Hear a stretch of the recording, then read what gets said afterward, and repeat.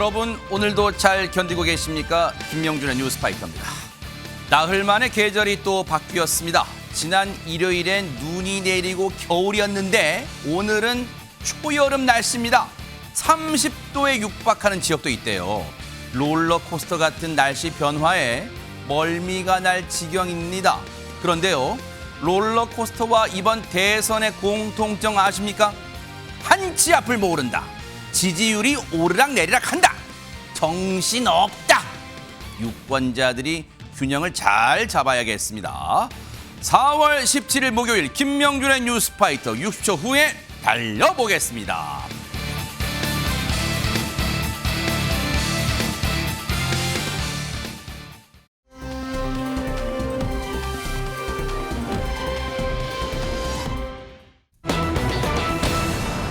어머나 또 폭행 사건인가요? 김묘성 기자님, 세상에. 네, 대뜸 무언가를 발로 찼다. 사람은 아니고요. 제가 무언가라고 말씀드렸잖아요. 가만히 있던 이것을 향해서 날아차기 공격을 했습니다.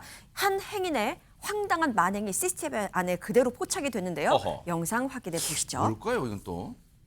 서울 강남의 한 거리입니다. 네. 홀로 길을 걷고 있는 한 남성 동그라미 네. 안에 보이시죠? 주차되어 있는 한 차량 쪽으로 다가와서 멈춰 섭니다. 어머! 그런데 자세를 잡더니 차량을 향해서 힘껏 발차기를 합니다. 어머? 그러고서는 아무 일도 없다는 듯이 유유히 사라져 버립니다. 아니, 안진용 기자님, 저 차량 예를 들어서 저 가던 사람을 막 길을 방해하고 막고 그런 거 아니라 잘 주차돼 있던 차량 아니었어요? 멀쩡히 주차돼 있던 차량이었고요. 저 차량은요, 한 병원에서 홍보용으로 지난 1월 구입했던 차량입니다. 오. 이유 없이 이런 피해를 당했는데 중요한 건 아직까지도 이 가해자를 찾지 못했다는 거죠. 그래서 병원 관계자가 공개 수배한다면서 해당 CCTV 영상을 저렇게 공개하게 된 겁니다. 오. 자, 근데 아까 홍보용이라고 말씀드렸죠. 네네. 차가 왜 홍보용일지 생각할 수 있는데 이게 상당한 고가의 희귀 모델입니다. 아, 그래요? 국내에 10대도 들어오지 않았는데 이미 여러 보도를 통해 보신 분이 계실 거예요. 유명 가수죠. 이 김준수 씨가 1호 소유자고요. 2호 소유자는 바로 지드래곤입니다. 병원 측이 소유한 이 피해 차량은 세 번째로 수입된 바로 사이버 트럭. 아, 이 차예요? 그렇습니다. 저게 지드래곤 씨가 공항에 올 때 타고 와서 화제를 모은 차량인데 다들 궁금해하는 와 저런 차가 있어 했죠. 그래서 홍보용으로 이 병원이 구입을 했던 거였죠. 무려 1억 원이 넘는 고가의 차량인데 1억이 넘어요? 그렇습니다. 근데 더 큰 차량의 문제가 뭐냐? 발로 차면서 사이드 미러가 부러졌는데 이게 국내에서 수리가 안 된다는 겁니다. 어머나. 그래서 차량을 해외로 보내야 하는 상황인데 차량 수리비도 최소 수백만 원이 넘을 것으로 예상이 됩니다. 아니 근데 저 고가의 차는 1억이 넘는데요, 세상에. 근데 홍보 목적, 병원 홍보용으로 산 거라는데 그럼 저 수리받을 동안 홍보도 못하고 이게 무슨 날벼락이에요, 허준 변호사님. 병원 입장에서는 홍보하려고 기껏 큰 돈 들여서 트럭을 샀는데 아니 저렇게 부서진 트럭을 가지고 홍보를 할 수가 없잖아요. 어허. 심지어 저렇게 사이드 미러가 파손이 됐기 때문에 결국에는 행사 날 계획을 하고 있었는데 그 당일에 차량 운행 자체가 불가능해져서 아무런 쓸모가 없는 손해를 봤다는 어허. 거예요. 그런데 문제는 이 남성이 여기서 범행을 멈춘 게 아닙니다. 사이버 트럭을 파손시킨 뒤에 약 5분 거리에 있는 외제차 전시장으로 자리를 이동을 했어요. 그 앞에 시승용 차량들이 주차가 되어 있잖아요. 그걸 차례로 발로 차서 차량 문을 다 부수고 현장을 떠난 것으로 지금 알려지고 있거든요. 네. 피해를 본 병원 측뿐만 아니라 외제차 전시장 측에서 경찰에 신고를 했습니다. 경찰이 지금 CCTV 영상 등을 분석해서 용의자의 행방을 쫓고 있는 중인데 신병이 확보되는 대로 이 사람 재물손괴 혐의로 입건돼서 수사받을 거라는 생각이 들고요. 이 부분에 대한 손해배상도 다 해줘야 되는 상황일 것 같습니다. 그 매번 말씀드리지만 나쁜 짓 한 인간들은 뉴스파이터 볼 거란 말이에요. 내가 잘못한 거 뉴스파이터 나오나 안 나오나 알 거란 말이에요. 그러면 지금이라도 방송 끝나. 아니 지금 이거 보는 대로 곧장 경찰에 신고해서 자수하는 게 제일 상책인데 그런데도 안 버티면 꼭 잡힐 수밖에 없어요. 근데 최명기 원장님, 술을 마셨는지 안 마셨는지 모르겠지만 저런 행동을 하는 심리가 뭐예요? 일단은 두 번째 다섯 대 부서진 차와 저 차가 이제 같은 브랜드냐 아니냐에 달라지게 되는데요. 만약에 첫 번째 부서진 차와 전시장의 차가 이제 같은 브랜드라고 가정하면은 그거는 만약에 그 특정 브랜드가 요새 전 세계적으로 왠지 공격을 받고 있다. 그러면 자꾸 보게 되고 모방하고 싶고 저 차를 갖다 만들고 있는 브랜드의 어떤 오너라든가 그 사장이라든가 대주주에 대한 어떤 감정이 들어가게 되는 거예요. 네. 그 배경이. 네네. 그러나 만약에 다른 브랜드라고 생각하게 되면은 네네. 1차는 저런 차를 타게 됐을 때 공격하는 사람들은 저 차를 모으는 사람들은 이러이러한 사람들일 거야라는 선입견을 갖고 있어요. 아이고. 그러다가 보니까 저 공격은 그 사람들을 직접 공격하지 못하니까 그 사람들을 상징하는 물건을 공격한 거고요. 아하. 그리고 나서는 감정이 절제가 안 되니까 유사한 차들을 갖다 공격했을 가능성이 있습니다. 네. 아니 이제 저도 저런 비슷한 물론 저런 고가의 차량은 아니지만 비슷한 피해를 당하신 분 주변의 얘기를 받고 CCTV를 통해 범인을 잡은 적이 있었는데 제 주변 지인이요. 잘 가다가 사이드미러를 향해서 막 돌려차기, 몰차기 뭐 연습을 해요. 못된 사람 엄청 많아요. 반드시 이번에도 저 못된 사람 잡아서 처벌되기를 기대를 해볼게요.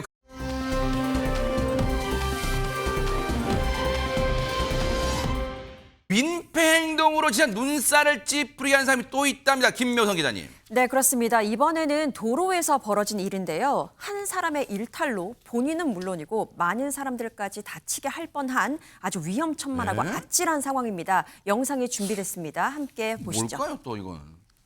인천 송도의 한 도로 위입니다. 네네. 차량 신호 분명히 빨간색이죠. 네. 그런데 좌측으로 오토바이 한 대가 신호를 무시한 채 달려나갑니다. 마주오는 차량을 발견한 뒤에는 교차로에서 혼자 넘어져 버리는데요. 그런데 버스는 황급히 오토바이를 피하기 위해서 방향을 살짝 틀었는데 어머. 그대로 교통섬으로 돌진해버리고 말았습니다. 사고 충격으로 버스와 신호등은 크게 망가진 모습입니다. 어머 세상에 이게 지금 보고도 믿기지가 않는데 저 가슴 철렁하고 아찔한 사고를 바로 눈앞에서 목격하신 분이 계세요. 얘기 들어보시고 이어가 보도록 하겠습니다.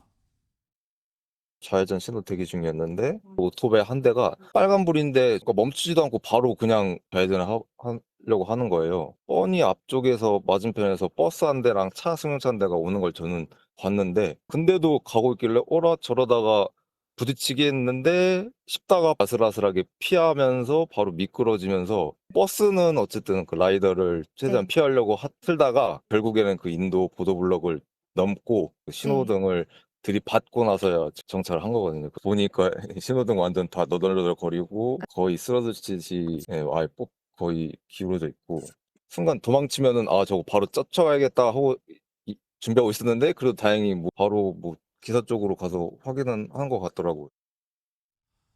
저 오토바이 운전자는요 진짜 가까스로 목숨을 구한가. 만약에 버스 기사님이 핸들을 꺾지 않았으면 큰일 날 뻔했어요 진짜. 큰일 나죠. 상상만 해도 무섭습니다. 그러니까요. 이게 지난 14일 오후에 그 인천 송도에 있는 한 도로에서 벌어진 사고인데요. 세상에. 이 도로폭이 워낙 넓다고 합니다. 8차선 이상 되는 왕복 8차선 이상 그래요? 되는 네. 굉장히 넓은 도로인데 네. 이 목격자에 따르면 평소에도 여기 교통 위반하는 차량, 오토바이가 너무너무 많았다 그래요. 늘상 위반이 일어나는 곳이고 특히 밤에는 네. 밥 먹듯이 다반사로 신호 위반이 있었던 곳이라고 합니다. 근데 아까 영상에서 자세히 눈썰미 있는 분들은 보셨겠습니다만 지금 이 오토바이가 위반하는 저 오른쪽에도요. 신호를 위반해서 직진을 하는 그 오토바이가 한 대 더 저기 있습니다. 있네, 저기 가네요. 저기. 그렇습니다. 그러니까 빨간불인데도 불구하고 좌회전도 하고 직진도 하고 마음대로 위반이 벌어졌던 것이죠. 네. 그러니까 이렇게 위반이 예사로이 일어나다 보니까 네. 오토바이가 불법 좌회전하는 동안에 넘어지게 되고 또 이를 피하려던 버스가 세상에. 교통소음으로 돌진하게 되는 이런 사고들이 연달아 일어나게 된 것입니다. 아유 왜들 그런데요 진짜. 자기 목숨이 10개라도 됩니까? 그런데 안진용 기자님 버스 기사 한 분이 정말로 순간에 재빨리 행동했기 망정이지 안 그래서 큰 사고 인명사고 날 뻔했는데 아니 버스 기사님은 많이 안 다쳤을까요? 또 혹시 버스에 승객분도 계셨을 거 아니에요? 예, 목격자에 따르면은 저 버스에는 승객은 없었던 것으로 보인다고 합니다. 아무래도 이 버스 종점 인근이기 때문에 승객들은 다 내려준 다음이라고 볼 수 있는데 네. 하지만 버스 기사도 충분히 이 부상 위험이 있었기 맞아요. 때문에 이 상황에 대해서는 좀 지켜볼 필요가 있는데 이 목격자가 끝까지 상황을 지켜보진 않았지만 그 버스 기사가 의식은 있는 상태였던 것으로 전해졌습니다. 천만다행이에요. 제발 저 운전자분들 특히 오토바이 운전자분들 배달하시든 뭐든 하든 간에요.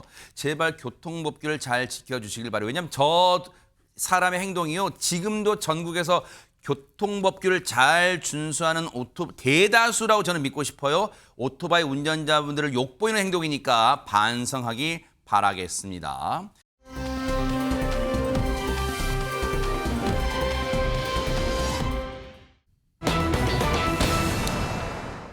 선운숙 씨의 친언니를 강제 추행한 혐의로 전 아나운서 유영재 씨가 1심에서 징역 2년 6월을 선고받고 법정 구속된 거는 다 아실 거예요. 뉴스파이터도 강력하게 이 내용 전해드렸으니까. 그런데 이 반성이라는 제목이 나왔어요. 어찌된 건지 먼저 관련 얘기 들어보시고 이어가 보도록 하겠습니다. 죽어도 끊어지지 않는 성추행이란, 죽어도 지워지지 않을 형벌과 같은 성추행이란 프레임을 유영재에게 씌웠습니다. 내가 이대로 죽는다면 더러운 성추행이 사실로 끝날 것이므로 법적 다툼을 하게 됐습니다. 방금 들으신 것처럼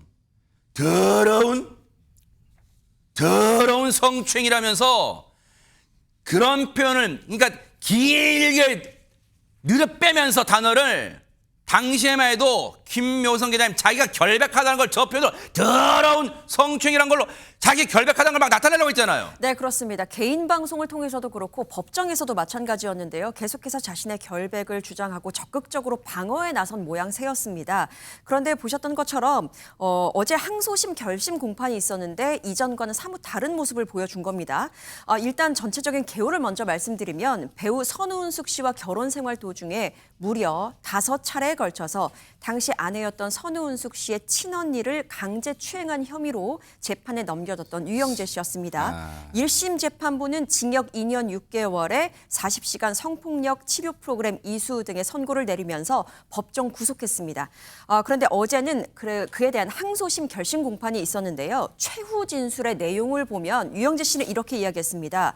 고통스러워하고 있을 피해자에게 머리 숙여 깊이 사과드린다. 교도소에서 많이 반성했다라면서 방송인으로서 34년간 활동을 하면서 방송 윤리를 잘 지켜왔다. 한순간의 잘못된 선택으로 이런 상황이 벌어져서 사과하고 반성한다라며 한껏 자세를 낮춘 모양새를 보였습니다.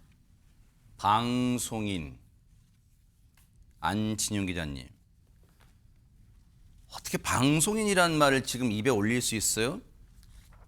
자기 말만 따라 더러운 짓을 하고도 어떻게 방송인이란 말을 어떻게 지금 입에 올릴 수 있어요? 지금 유영재라는 사람은. 그래서 유영재 씨의 입장이 보면은 다소 달라집니다. 지난해 4월 같은 경우는 조금 전에 들으신 것처럼 더러운 성추행은 절대 없었다라고 얘기를 하죠. 그런데 지난해 12월 이 공판에서는 친밀감이 있었다. 그래서 이런 친밀한 터치가 있었을 뿐 이거는 성추행은 아니라는 입장을 추가적으로 내기도 했었죠. 무슨 해괴망측한 표현이야 이게 진짜. 당시 1심 재판부가 선고를 내릴 때 제가 그거에 대해서 판결문을 한번 입수해 본 적이 있는데 네네. 거기 보면 이런 내용이 있습니다.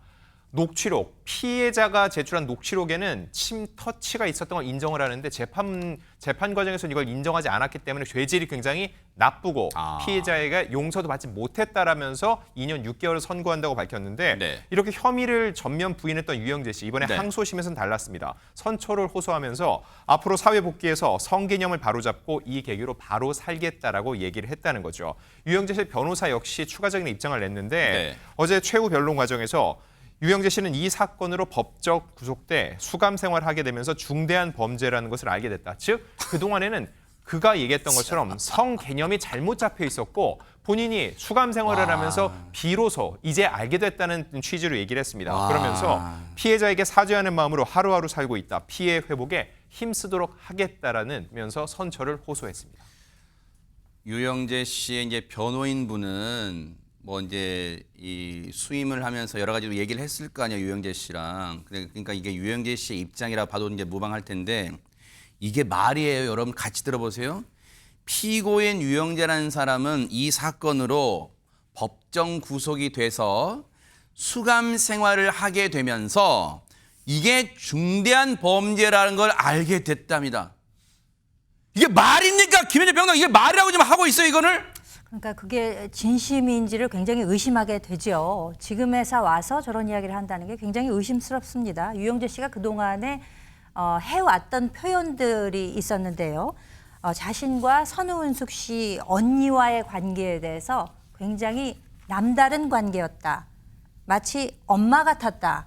이렇게 표현한 적이 있었습니다. 네. 그래서 지난 1심 선고 직전인 결심 공판에서 한 이야기를 한번 되새겨 보면은요. 나는 늘 챙겨주는 사람에게 그런 상식 밖의 일, 할 수 없는 일, 있을 수 없는 일, 뭐 이런 식으로 이제 표현을 한 적이 있었고요. 1년 6개월 동안 부부 생활을 해오면서 싸움도 한 번도 하지 않았는데 그 언니 역시도 나에게 어떤 뭐 불편함이라던가 유감이라던가 이런 걸 표시했다든지 또는 뭐 지적을 했다던가 사과 요구를 했다던가 이런 일도 일체 없었다. 이런 식으로 표현을 결심 공판에서 했다는 거예요. 네. 그런데 오늘 그 선우은수 씨 측, 그러니까 피해자 측의 변호인들의 말을 빌자면은요. 네. 이 유영재 씨가 범행을 인정한다든지 내지는 사과의 뜻을 표한 것은 어제 있었던 저 발언이 처음이었었다고 합니다. 그 이전에는 그러니까 본인 범죄를 인정한다거나 사과한다거나 하는 일이 일체 없었다는 거죠. 네. 그러니까 피해자 입장에서는 이게 진정성이 있는 사과인가 알 수도 없는 그러니까요. 형편에서 그 말 한마디만 듣고 이거를 용서를 해야 되나 이런 생각을 할 수 있지 않겠습니까? 네. 이 지금 선우은숙 씨 자매의 경우에는 그동안의 정신적인 상처가 너무 컸기 때문에 지금도 굉장히 정신적으로 또 건강상으로도 힘든 상황에 처해 있습니다. 네. 그렇기 때문에 이러한 진정성이 있는지 없는지도 모르는 이런 사과 한마디에 대해서 이것을 마음의 상처가 치유됐으니 이제 내가 용서하겠노라 이런 이야기가 나올 수가 없는 그런 형편이라는 것이 솔직한 심정이라고 합니다. 이 얘기를 모르긴 몰라도 직접적인 피해 당사자인 선웅숙 씨의 친언니 그리고 여전히 정신적 충격을 받고 있는 선웅숙 씨도 이 내용 들었을 거란 말이에요. 피해자 측에서는 유영재라는 사람의 어제 이 발언 반성이라는 단어가 나온 것에 대해서 어떻게 생각하고 있을지 같이 한번 들어보시고 이어가 보도록 하겠습니다. 어제 항소심 결심 공판을 통해서 유영재 씨가 반성하고 인정한다라는 의사를 표시한 거를 처음 접했어요. 피해자 측은. 이와 관련해서 피해자 측은 아직도 마음의 상처에서 아직 회복되지 못해서 이 이야기를 들었다고 곧바로 어떤 뭐 용서를 해준다든지 합의를 해준다든지 그런 의사를 표시하기는 지금 좀 어렵다라고 말씀을 주세요. 앞으로는 모르겠습니다. 뭐 용서를 해주실 수도 있겠죠. 근데 현재로서는 지금 건강적으로도 뭐 정신적으로도 그런 상황이 현재 아니시더라고요. 지금 두 분 다 마음의 상처가 너무 커서 건강이 좀 걱정이 됩니다. 솔직히 말해서. 이 대목에서 이해가 안 되는 건요. 허준 변호사님. 아까 더러운 성추행 뭐 운운했던 거는 유영재라는 사람의 마지막 개인 방송이어서 그때는 아직 재판 이런 뭐 자기가 고소당하거나 형사 고소당하거나 그런 상황이 아니니까 그렇게 말을 할 수 있다고 쳐요. 100번 양보해서. 근데 1심 재판 때는 변호인의 조력을 받는 단계잖아요. 그러면 그때는 변호인이 유영재 씨한테 물어봤을 거 아니에요. 유영재 씨 진짜로 그런 행동을 한 적이 없습니까? 다 물어봤을 거예요. 왜 그때는 그런 반성이란 단어뿐만 아니라 다 사실대로 얘기하지 않고 이제 와서 그러는 거예요, 지금. 끝까지 아마 다투어보겠다는 의지를 만약에 의뢰인인 유영재 씨가 강력하게 피력했다라고 하면 변호인으로서는 이 상황에서 합의를라든가 인정이 형량을 낮춘다는 걸 알면서도 그걸 강권하기는 어려웠을 수도 있습니다. 아마 이렇게 진행을 하는 것이 변호인의 변론 전략이었을 수도 있지만 그 배경에는 유영재 씨가 끝까지 자신은 다투겠다, 인정할 수 없다 이렇게 주장을 했기 때문에 네.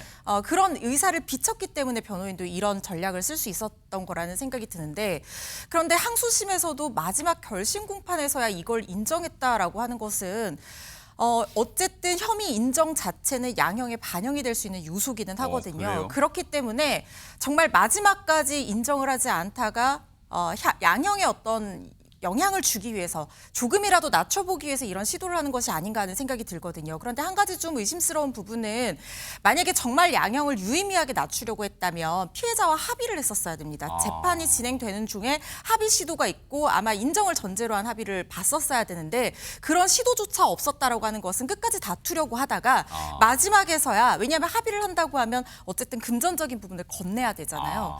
그런 걸 하지 않으려고 마지막에 그냥 혐의 인정 정도 반성하는 의사 표시 정도로만 양형을 조금 줄여보겠다 이런 생각을 가진 것은 아닌가 저의 개인적인 이런 생각이 들고 네. 그렇지만 선고 전까지 합의를 시도해서 만약에 합의가 된다라고 하면 선고 전에 그 합의서를 제출할 수도 있거든요. 이건 좀 지켜봐야 될 것 같습니다. 교도소에서 많이 반성했대요. 그래서 선처를 호소한대요. 본인은 이제 뭔가 이제 뜨거 아이고 아차 싶다. 야 이러다가 2년 6월을 감옥에서 썩게 생겼구나 하니까 지금 이제 정신 차린지는 모르겠지만 최명기 원장님 지금 피해자인 선운석 씨의 친언니와 그리고 그 같은 고통을 겪고 있는 선운석 씨는 지금 이거 평생 트라우마로 남을 거 아니에요 이거. 맞습니다. 유영재 씨는 이런 거예요. 우리는 죄와 벌이라고 하잖아요. 네. 아마 유영재 씨는 벌을 받기 전까진 그게 죄라는 걸 마음속에서 인정하고 있지 않았을 거예요. 세상에. 벌을 받으니까 아 이게 죄인가 하겠죠. 그러나 피해자도 비슷합니다.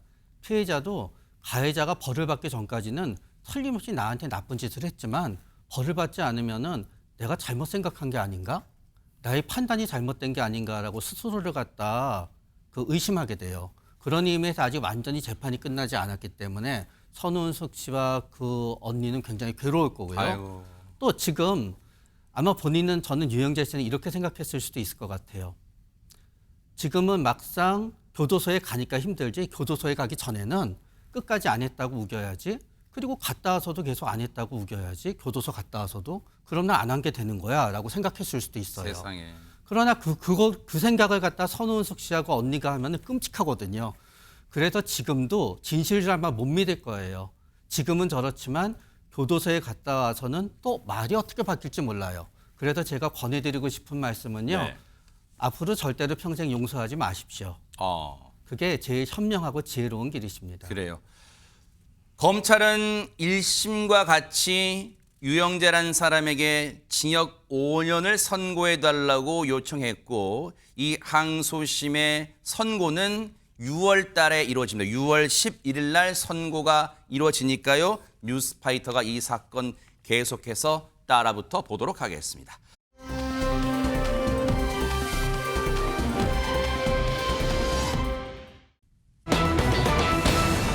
자, 분위기 바꿔볼게요. 어머나! 최주봉 씨, 어머나! 우리한테 너무 친숙한 이름 아닌가요? 안지용 기자님. 더 친숙한 거는 이 석자로 알 수 있을 것 같은데요. 만수야. 그렇죠. 그렇죠. 어머, 똑같아. 네, 다들 이걸로 많이 기억을 하실 거예요. 그랬던 최주봉 씨가 벌써 80이 됐습니다. 어머나. 이 올해 80세를 맞았는데 1969년 연극 배우로 데뷔를 했습니다. 대중들에게 그러다 이름을 알린 건 1986년 조금 전에 제가 말씀드렸던 이 만수 아빠 캐릭터 나온 드라마 한지붕 세 가족이었죠. 여기서 세탁소를 운영하는 이제 만수 아빠였는데 이면식 씨 순돌이 아빠랑 쌍벽을 이뤘었죠. 맞아요. 그 당시 최주봉 씨의 나이는 39이었습니다. 그래요? 그리고 이듬해 40이 되던 해 또 하나의 인생 캐릭터를 만나게 되는데 바로 드라마 왕릉일가 때 맡았던 쿠웨이트 박입니다. 대박 사건! 정말 대박 인기를 얻게 되는데 쿠웨이트에 갔다 온 근로 역할이어서 쿠웨이트 박이었는데 네. 파마 머리와 화려한 의상이 특징이었죠. 특히 이 쿠웨이트 박의 화려한 장신구나 의상은 남대문에서 최주봉 씨가 직접 구입했다고 하는데 와. 이 역할로 연기대상 인기상까지 얻으면서 승승장구하게 됐습니다. 아니 진짜 아마 시청자분들도 맞다 하실 거예요. 김묘성 기자님 정말 당시에 쿠웨이트 박의 인기는 이제 하늘을 찌른다 해도 과언이 아니에요 진짜. 네, 그렇습니다. 쿠웨이트 박 하면 지금도 그 모습을 그냥 그릴 수 있을 정도로 굉장히 강렬했던 그 인상을 남겼는데요. 근데 주인공이 아니었습니다. 조연이었어요. 네. 그럼에도 많은 사람들은 쿠웨이트 박은 주인공이지라고 생각할 만큼의 인기였습니다. 네. 심지어 전성기 시절에는요. 수표를 딱 들고 찾아와서 저와 교제하시지요 라고 어머. 말하는 여성도 있었다고 합니다. 어머. 그 정도로 이 쿠웨이트 박이라는 그 캐릭터는 최주봉 씨에게 대중적인 인기는 물론이고 또 여러 가지 물질적 풍요로움도 이야. 가져다 줬다고 합니다. 네. 어떤 일이 있었는지 직접 한번 들어보시죠. 네네.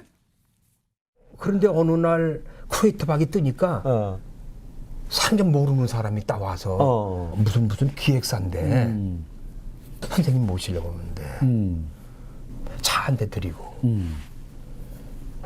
그리고 제가 밤무대 6군데 7군데 잡아놨습니다. 선생님 나오실 거로 이해하자고 한 달 수입이 3,000원 보장해 드릴게. 30만 원 가지고 사는 놈한테 3천이라고 하니까 순간적으로 와, 큰 돈이지. 이게 꿈이냐 얘가 거짓말하는 것 같아. 일주일도 안 돼서 차 하나 딱 그때 보니까 기사까지 하나 딱 붙여서 딱 와서 오늘부터 나가재요. 그 밤무대에서 힘이 됐죠. 집을 옮겼어요, 아파트. 13평짜리에서 한 24평짜리로 옮기고 24평에서 52평짜리로 옮기고. 응? 이게 대박 사건인 게요. 한 달에 최주봉 씨 본인 얘기로도 한 달에 한 몇십만으로 생활하시던 분이 세상에 한 달에 3천만 원 벌이를 생겼으니 정말 노다지를 캔 거잖아요, 최명규 원장님. 그러나 진짜 기뻤던 이유는 또 다른 곳에 있었습니다. 최주봉 님이 8남매의 맞이래요. 그러면 당시에 맏형, 맏오빠가 해야 되는 역할이 있었거든요. 그러나 거의 40이 될 때까지 그 역할을 못해서 너무너무 어머님께 죄송했었대요. 그런데 이제 40이 넘어서 그 역할을 하게 돼서 고향에 내려가서 동네 분들을 모아놓고 잔치를 하는데 어머님이 그렇게 기뻐하셨대요. 세상에. 그래서 어머님이 생존에 계셨을 때 본인이 성공한 모습을 하고 본인이 맞이의 역할을 하는 모습을 보여주었다는 게 오히려 본인이 부자가 된 것보다 더 기쁘셨다고 합니다. 세상에 이렇게 또 효심이 지극하신 분인지는 몰랐는데 근데 사실 허준 변호사님 최주봉 씨 하면 여러 가지 다양한 캐릭터 연기도 있지만 진짜 이것도 빼놓을 수가 없잖아요. 최주봉 씨가 광고의 왕이었죠. 아하. 네, 정말 많은 광고를 찍어서 어떤 때 한창 전성기 때는 매주 광고를 찍어서 매주 돌아가면서 회식할 정도로 진짜 대박 광고가 사건. 많이 들어왔다고 하거든요. 이게 사실 광고라고 하는 것은 CF에 요즘에 누구 많이 나온다면 그 사람 뜬다. 맞아요. 연예인의 인기를 바로 가늠하게 해주는 그렇죠. 바로미터가 되거든요. 광고계 최주봉 광고 바람이 불기도 했었는데 네. 그중에서 제일 제 기억에 남는 게 뭘까요? 있어요. 숙취해소 음료 광고인데요. 아하, 그거! 네, 딱 보시면 바로 그거 하실 거거든요. 영상으로 보시죠. 네네. 만나재 갔더니 회장님이 계세요. 너 드라마 잘 봐, 한지 보셔가지고 잘 보고 있어. 뭐 그러시더라고. 그래. 우리 아들이 제일 좋아해. 단도직입적으로 얘기할게. 나하고 이거 합시다. 이거 나하고 홈쇼핑 찍으면은 하루에 200 줄게. 그래 찍는데 일주일에 한 번씩 찍는 거야. 찍을 때마다 200씩 줬어요. 나중에는 광고 찍자. 좋죠. 5천만 원 줄게. 하고 찍었어요. 찍었더니 이거 가지고 한 몇 년을 가네. 나도 잘 됐고 내가 또 잘 나갈 때니까 좀 많이 팔렸고 홍보도 잘 되고. 그래서 이게 꿈만 같은 얘기인데 이게 실제로 이루어졌고 슬슬 또 배가 아파하기 시작해요. 근데 진짜 대박 사건 잘 나갔네요. 그러니까 좀 기가 죽네요. 하루에 몇백, 한 달에 몇천 이렇게 이 단위로 말씀을 하시니까 굉장히 기가 죽는데 그만큼 굉장한 인기를 한 몸에 받았었고 네. 또 지금 와서 이것을 회상하면서 이렇게 이야기를 두런두런 나누는 모습을 보니까 정말 미소가 지어지네요. 네, 근데 저 숙취해소 음료 몇 년이나 찍어서 엄청 우리 오랫동안 보면서 자랐잖아요. 무려 19년 동안 대박 사건. 이 한 제품의 모델을 하셨다고 합니다. 이 제품을 만드는 업체의 회장님이 워낙 최주봉 씨를 좋아하셔가지고 이제 모델 계약을 하게 돼서 19년 동안 한 제품의 모델을 하는 동안 주위에서 무슨 얘기가 없었겠어요?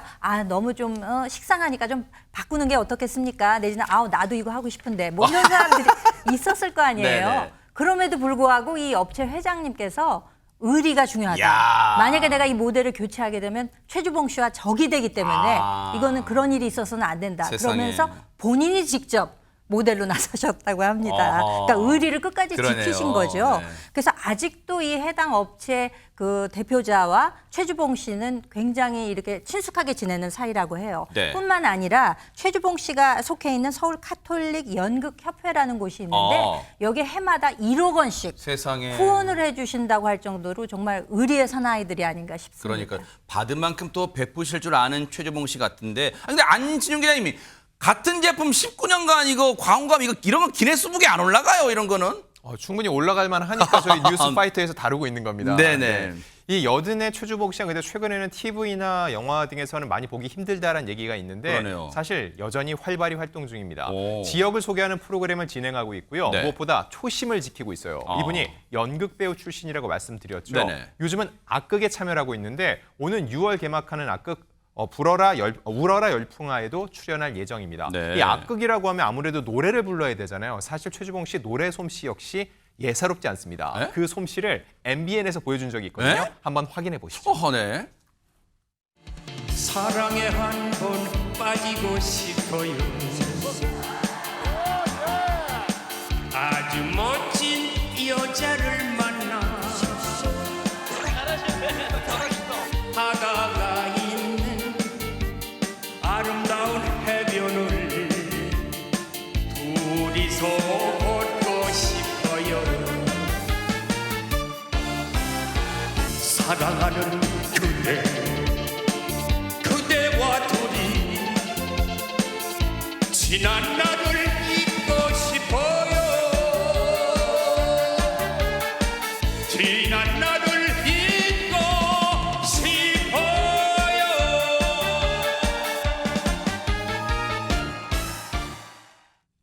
잘 나갔던 지난날 잊으시면 안 되죠. 네. 여든이신데도 딱 잘라서 한 40대처럼 지금도 왕성한 활동하고 계시는 최주봉 씨, 앞으로도 멋진 활동, 그러려면 건강도 잘 챙기시길 응원하면서 기대해 보도록 하겠습니다.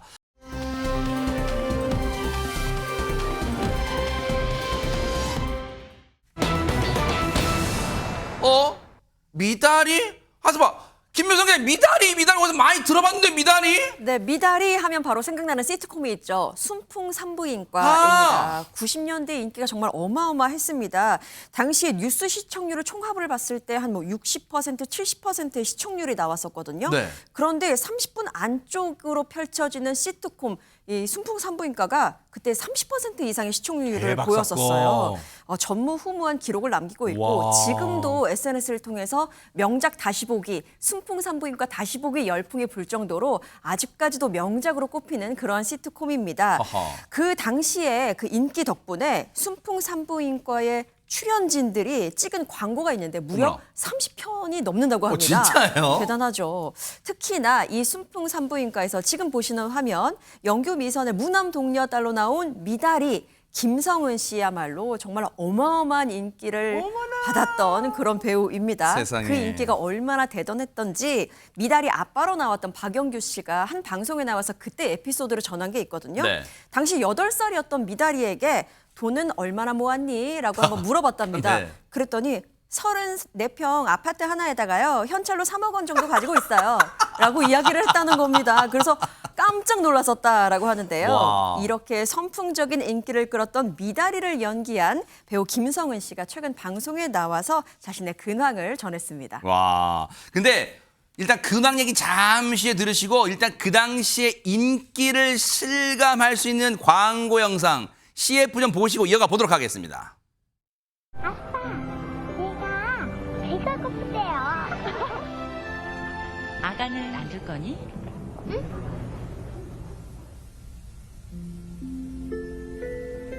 아가는 지금 자요. 쉬. 뭐야? 뭐?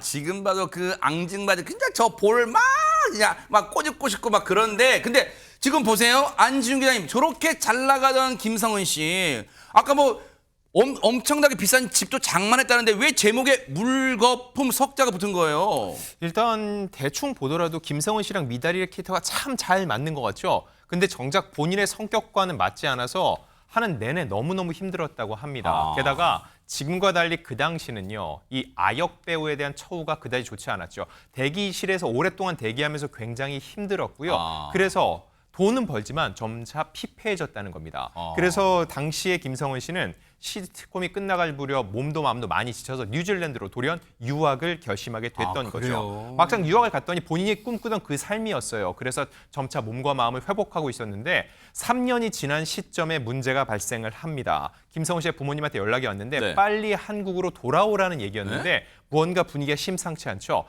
과연 어떤 일이 벌어졌던 것인지 김성은 씨의 목소리를 통해서 직접 한번 들어보시죠. 네네. 이제 더 오랫동안 사실은 계획을 하고 갔었죠. 근데 3년 만에 급하게 짐을 싸서 한국으로 돌아오게 돼요. 사업에 아빠도 굉장히 잘 되셨었는데 너무 사람이 참 착해요. 막 사기도 많이 당하고 좀 안 좋은 일을 많이 이제 피해를 받으셨던 거죠. 집에 이제 딱 갔더니 다른 집으로 이제 이사가 돼 있더라고요. 네, 되게 좋았던 집에서 이제 반지하 집으로 이제 그 많은 짐들이 막 다 어떻게 정리도 안 된 채로 막 다 꾸겨 들어가져 있었는데 아마 두 분이 굉장히 상실감과 우울함이 크셨던 것 같아요. 정신을 다 잡았어요. 그래도 열심히 좀 살아보려는 마음으로 살았던 것 같아요. 초등학교 때 가서는 이제 뭐 알바도 뭐 빙수집, 고깃집, 카페 뭐 막 많이 하고 그 중학교 때 같은 경우는 이제 뭐 엄마가 이제 간간히 가사 도우미 일을 나가시면 엄마 오늘은 쉬어 내가 가서 하고 올게 해가지고 내가 가서 도우미를 중학교 때 했다고요? 예, 대신 엄마 쉬라고 하고 가서 뭐 그렇게 또 도와드리고. 아니 이 또한 지금 믿기지가 않아요. 아니 그 잘 나갔던 아역배우로 잘 나갔던 김성은 씨가 뭐 그 알바 자체가 나쁘다는 건 아니지만 빙수집 반지하 생활하면서 뭐 빙수집 알바 일을 다 했다는 거예요 지금 세상에. 네, 그런데 안타깝게도 김성은 씨의 불행은 여기서 끝나지 않았습니다. 김성은 씨가 이렇게 또 열심히 사는 와중에 대학에 진학하는 그 시점에 아버지께서 돌아가시게 된 거죠. 아무래도 아버지가 사업에 실패하셨어도 가장 든든한 버팀목이었는데 아버지께서 갑자기 세상을 뜨면서 집안 형편은 더욱 어려워질 수밖에 없었습니다. 하지만 김성은 씨는 여기에 굴하지 않았는데요. 곧바로 휴학을 신청하고 다시 아르바이트에 돌입했습니다. 어려워진 집안을 살리기 위해서 연기를 하고 싶다는 마음은 잠시 접어두고 20대를 여러 직장을 전전하면서 가족을 위해서 돈을 버는 생활이 시작됐던 거죠. 아, 참 이런 생각이 들어요. 연예인으로서 사는다는 게 참 힘들거든요. 왜냐하면 이렇게 고통스럽고 뭔가 우여곡절도 많은데 이 대중들 앞에서는 항상 밝은 모습 보여야 한다는 게 참 뭔가 고통스러울 수도 있겠어요. 그렇죠. 뭐 특히 희극인이라든지 가수분들, 뭐 심지어는 가족 중에 이제 상을 당한 경우가 있어도 약속된 장소에 가서 노래를 하거나 남을 웃기는 일을 해야 되는 경우가 있기 때문에 참 그 보통 삶은 아니다라는 생각을 평상시에도 늘 하게 되는데요. 근데 이 김성은 씨에게도 제2의 인생을 시작할 수 있는 기회가 2018년도에 찾아왔다고 합니다. 바로 대학로 연극 무대에서 연극 배우로서의 새 출발을 할 수 있게 된 것이죠. 그런데 그 와중에 또 사석에서 남편을 만나게 됩니다. 지금 현재의 남편이죠. 2살 연하라고 합니다. 나이는 어리지만 굉장히 의젓하고 든든하고 그래서 굉장히 김성은 씨한테는 정신적인 지주가 되어줬던 모양입니다. 더구나 그 시부모님 되실 분들도 당시부터 굉장히 따뜻하게 맞아주셨다고 하는데요. 김성은 씨의 이때의 일을 직접 목소리를 한번 들어볼까요? 네네. 시어머니께서 성은아 그동안 진짜 좀 울컥하는데 너 혼자 너무 아둥바둥 살려고 고생 너무 많았는데 이제 그렇게 너무 너 혼자 짊어지려고 하지 말고 우리도 생겼고 새로운 엄마 아빠도 생겼고 또 남편도 있고 하니까 이제 좀 행복하게 살아갈 수 있을 거라고 하면서 이제 좀 네, 그렇게 좀 말씀을 해주셔서 정말 마음이 너무 감사하고 또 든든하고 남편도. 세상에 하늘이 무심치 않은 것 같아요. 아버지가 일찍 세상을 떠나셨지만 아버지께서 가시는 길에 좋은 시부모님을 만나게 해주신 거 아닌가 그런 생각이 드는데 이 대목에서 우리가 또 미다리 하면 빼놓을 수 없는 단짝이 누구예요? 의찬이! 순풍산물과의 의찬이! 세상에 김성민 씨, 누가 보면 남매인 줄 알겠어요. 김성은, 김성민. 그런데 김성민 씨가 이 김성은 씨 결혼식 때 축사를 해줬대요. 영상 보시고 이어가 보도록 하겠습니다. 무슨 말을 해야 할지 고민이 많이 되더라고. 먼저 너와 태용 씨의 소중한 날에 축사를 맡겨줘서 너무 고맙고 부족하지만 잘해볼게. 옆에서 잘 보듬어 줘야 돼요. 그리고 지금처럼 지켜주세요. 이 사람들로 너무 축하해. 감사합니다. 세상에. 아니 근데 안진용 기자님, 아역배우 시절에 만난 어떤 단짝과 오랫동안 우정을 이제 우리가 지금 보니까 우정 뭐 변치 않고 가는구나 우리가 담담하게 받아들이면 이게 쉽지는 않을 것 같아요. 그럼요. 게다가 남녀이기 때문에 더 어려울 수 있는데 지난해 이 김성은 씨 결혼식에 지금 저렇게 축사를 했죠. 그 전 2023년에는 이 김성민 씨가 결혼했는데 그때도 김성은 씨가 가서 펑펑 울었던 일화가 있습니다. 그렇게 어찌 보면 결혼식도 품앗이를 했다고 볼 수 있는데 어릴 적 두 사람의 모습을 기억하는 분들이 많이 있죠. 성인이 된 후에도 이렇게 서로를 아끼는 모습 많은 분들에게 훈훈함을 줬을 것 같습니다. 아니 근데 사실 최명규 회장님, 김성은 씨가 미다리로 예전에 그런 제가 얘기를 들은 적이 있어요. 미다리로만 많은 분들이 왜냐하면 김성은 씨 본인의 이름을 알리고 싶은데 전부 길 가면 미다리다 하니까 그게 굉장한 어떤 스트레스였다는 어떤 그런 얘기도 들었어요. 근데 지금은 한결 표정이 밝아졌네요. 맞습니다. 이제 그렇게 어느 하나로 아무리 그게 좋더라도 누가 나를 규정하는 거는 굉장히 본인한테는 항상 우리가 이렇게 좋은 마음일 수 없어요.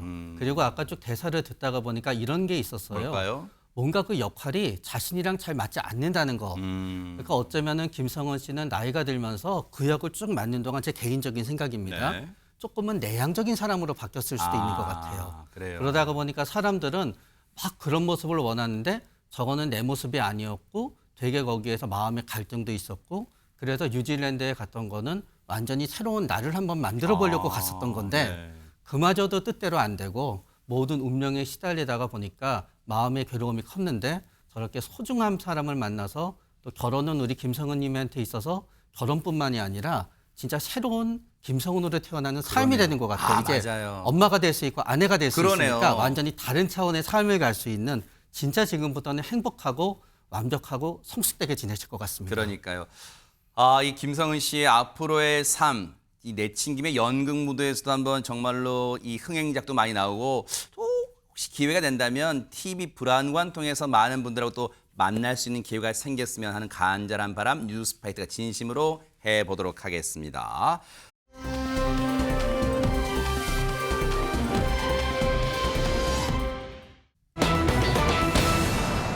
문재인 전 대통령의 딸 문다혜 씨가 오늘 법원에 나갔습니다. 웬일일까요? 영상 만나보시고 이어가 보도록 하겠습니다.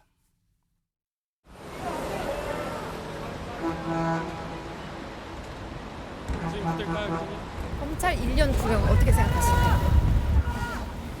오늘 선고 결과는 어떻게 예상하시나요? 오늘 선고 결과 어떻게 생각하세요? 항소 계획 있으신가요? 안진용 기자님, 서울 서부지방법원에 출석하는 문다혜 씨의 모습인데 기자들이 선고 결과 어떻게 예상하세요? 선고라는 단어 써서 무슨 일이 좀 있는 거예요? 네, 앞서 검찰은 이 음주운전과 불법 업소 운영 혐의로 문다혜 씨에게 징역 1년을 구형했습니다. 그리고 오늘 법원의 판단이 있었는데 벌금 1,500만 원이 선고됐습니다. 재판부는 피고인의 음주운전을 하고 세 곳에서 신고하지 않고 숙박업을 영업한 것은 죄질이 가볍지 않다고 봤고요. 알코올 농도 수치가 높고 숙박업 운영이 장기간이며 매출액이 다액인 점은 피고에게 불리한 정상이라고 얘기했습니다. 다만 피고인이 잘못을 인정하고 깊이 뉘우치고 있는 것으로 보이고 이 사건 이전에 형사처벌을 받은 전력이 없다는 점을 참작했다고 판시했습니다. 네. 근데 이제 허준 변호사님, 앞서 그런 생각이 들어요. 저 영상 보면서 예전에는 그때 비가 올 때였나요? 그때는 짧게라도 뭔가 입장을 밝혔었잖아요. 뭐 옆에 있던 변호인으로 보이시는 분이 그때 우산 씌워져가 조금 말이 좀 많았습니다만. 근데 이제 오늘은 비는 안 왔어요. 근데 그때는 짧게라도 입장 밝힌 것으로 기억이 나는데 오늘은 왜 아무 말도 안 했을까요? 오늘은 선고가 나는 날이기 때문에 본인이 뭐 반성한다는 뜻을 굳이 언론 앞에서 보여서 그걸 들은 재판부에서 양형에 뭐 영향을 준다라든가 뭐 이럴 가능성이 사실상 없고 그때 본인이 입장을 다 밝혔다라고 생각을 했기 때문에 저 때잖아요. 그때 비 올 때네. 그렇습니다. 그렇죠. 그때 사실 국민적으로도 굉장한 많은 비난을 받고 있는 상황이었고 네. 짧게라도 입장을 밝혀야 된다는 어떤 위기감이 상당히 엄습했을 법한 상황이었어요. 앞으로 또 재판도 앞두고 있고 그렇기 때문에 네. 반성하고 사죄하는 뜻을 어느 정도는 내비쳐야 될 것 같다라고 자체적으로 판단했을 가능성이 있지만 네. 오늘은 뭐 선고만 받으면 되는 날이기 때문에 이미 형량도 다 나와 있을 것이고 굳이 한마디를 했다가 오히려 더 언론의 집중을 받을 수가 있기 때문에 굳이 입장 표명을 하지 않는 것으로 결정을 한 것이 아닌가 싶습니다. 그러면 보세요. 또 궁금증이 있어요. 허준 변호사님.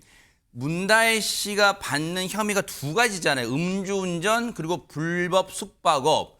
근데 이거를 지금 시청자분도 그런 생각하시고 음주운전 그리고 불법 숙박업 이거 별건 전혀 다른 사건인데 이걸 한꺼번에 합쳐서 벌금 1,500만 원을 선고한 거야? 이거 궁금하실 것 같아요.